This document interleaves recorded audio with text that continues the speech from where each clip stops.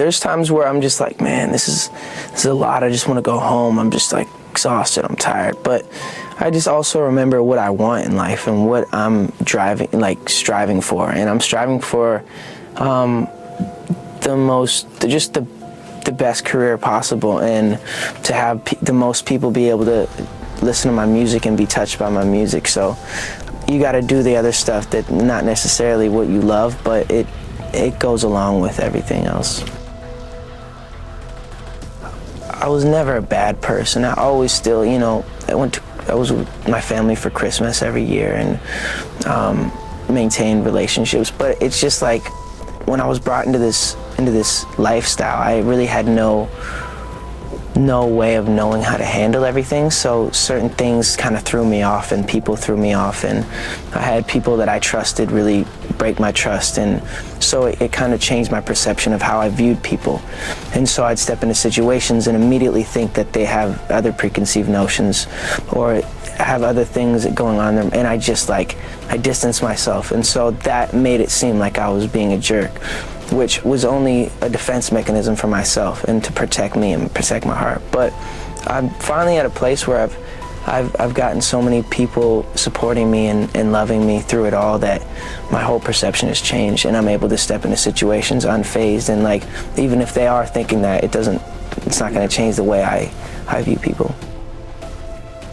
I was really tired emotionally, physically, and I was sick, and I didn't realize I was sick. So I had Epstein-Barr, which is it's called mono. And then I have Lyme disease. So it was just everything compounded, I think. I think that I was just, living in this shame, living in all this sort of stuff of my past, and I wasn't able to move on. It was bad. I don't know if I'd be alive for sure. It was dark. So I'm very, very grateful to have influences in my life that have played a huge part in me seeing their relationship with Jesus and their relationship with their wives and their relationship with their kids, and saying that's what I want. But I want to definitely tell my story so that if that resonates to anybody, that they can hopefully learn from it. I wanted to protect the moment. I don't know how many opportunities I'm gonna get.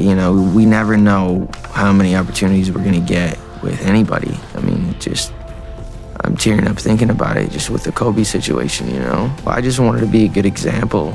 And it was hard for me being that young and being in the industry and not knowing where to turn, and everyone, telling me they love me and, just turn their back on you in a second.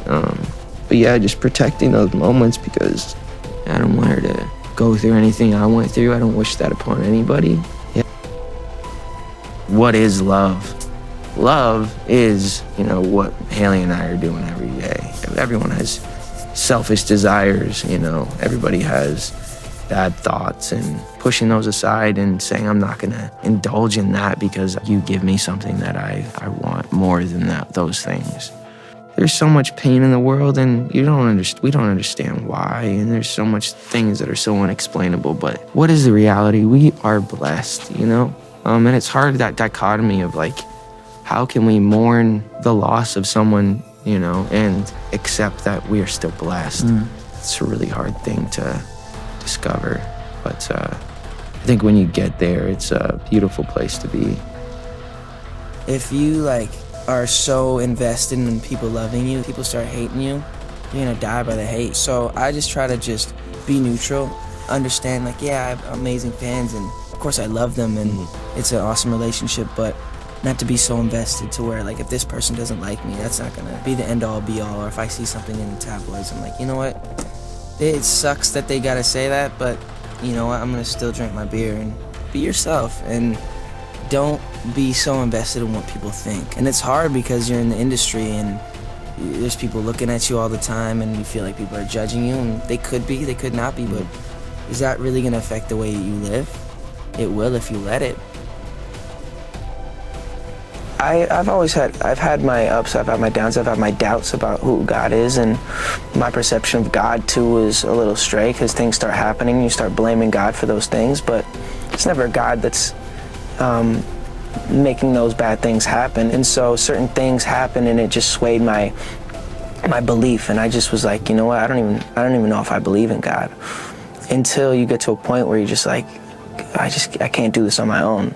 I was about to do something stupid, and I felt like God told me not to do it. And so I was just like, you know what, if this is real, show me, and kind of went in that direction and kind of just let him take the wheel, and sat back and just said, hey, I can't do this, do it for me. And it seems to be working.